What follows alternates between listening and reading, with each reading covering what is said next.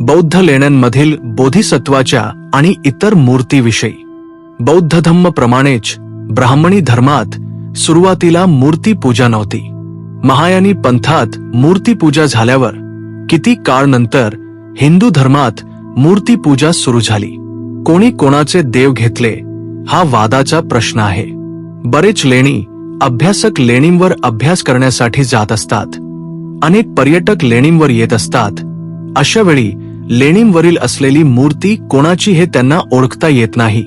अशा लेणी अभ्यासकांसाठी सोबत नवीन पर्यटकांसाठी मूर्त्या समजावून सांगण्यासाठी हा अल्पसा प्रयत्न.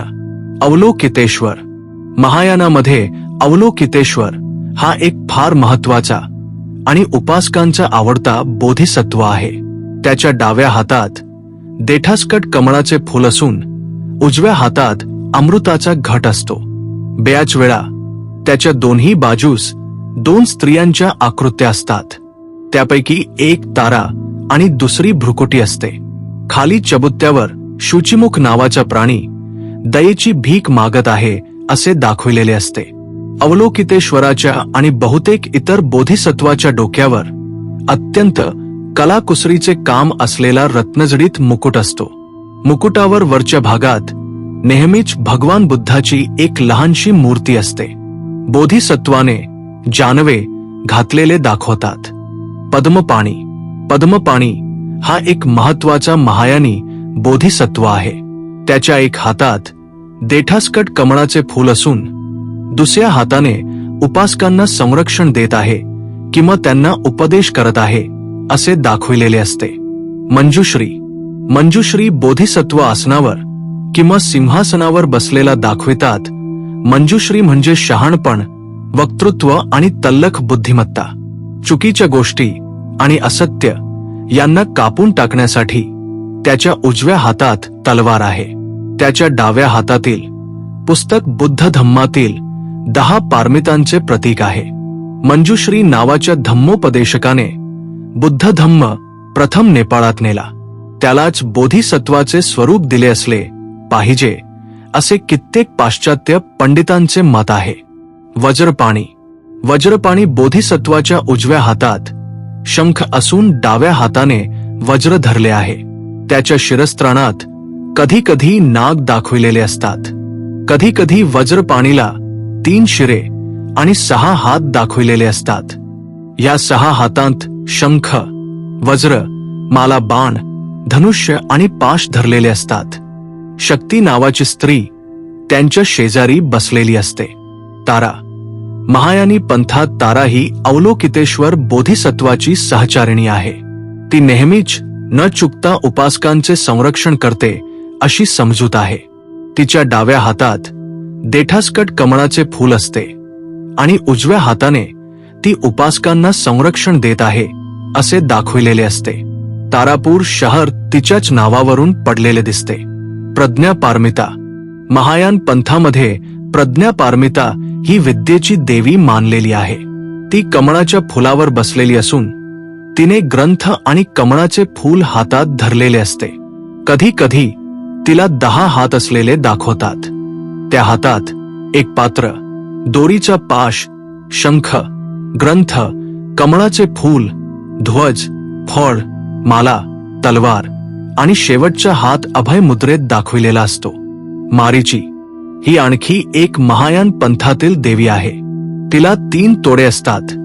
त्यापैकी एक सुकराचे असते.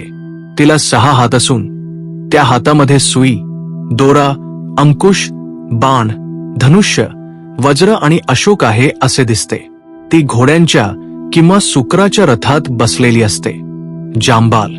जांबाल हा महायान बौद्धांचा धंदौलतीचा देव आहे. त्याच्या एका हातात फळ असून दुसऱ्या हातात पैशाची थैली असते. कधी कधी त्याला 4 हात आहेत असे दाखविलेले असते. त्या 4 हातात पात्र, तलवार, कमळाचे फूल आणि आहे असेही दाखविलेले असते. मुंगूस घरले. त्रैलोक्य विजय हा एक क्वचितच दाखविलेला महायान पंथाचा देव आहे. त्याची मुद्रा रागीट असून तो शिवपार्वतीला तुडवत आहे असे दाखविले आहे. अशी मूर्ती महाराष्ट्रातील लेण्यात पाहावयास मिळाली नाही. हरिती. ही महायान पंथातील देवी असून जांबालाची सहचारिणी आहे. कदाचितनी सुपीकतेची देवी असावी. वसुंधरा ही हरिती सारखीच महायान पंथातील देवी आहे. तिच्या डाव्या हातात कमळाचे फूल, धान्याची कणसे आणि एक पात्र दिसते. उजवा हात वर्ध मुद्रेत दाखविलेला असतो. मैत्रेय म्हणजे पुढे होणारा बुद्ध. त्याची बोधिसत्व म्हणून पूजा होते. थेरवादी बौद्ध सुद्धा मैत्रेयाला मान्यता देतात. मैत्रेयाच्या बरोबर नेहमीच दुसऱ्या बोधिसत्वाची मूर्ती असते. मैत्रेयाला ओळखण्याची खूण म्हणजे त्याच्या शिरस्त्राणातील चैत्य आणि कमरेला डाव्या बाजूस बांधलेला शेला. त्या शेल्याची टोके मैत्रेयाच्या पायापर्यंत खाली लोंबकळत असतात.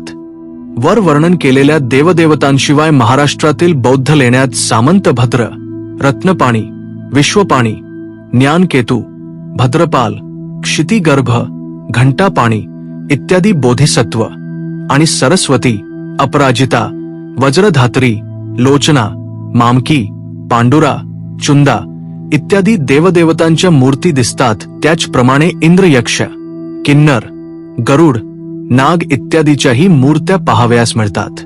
कोणतीही प्रतिक्रिया व्यक्त करण्याआधी या मूर्त्या लेण्यात का दिसतात यासाठी महायान सोबत बौद्ध धम्मातील पंथाचा, त्यावेळच्या परिस्थितीचा, जनजीवनाचा खोल अभ्यास करायला हवा. भवतु सब्ब मंगल. साधु साधु साधु.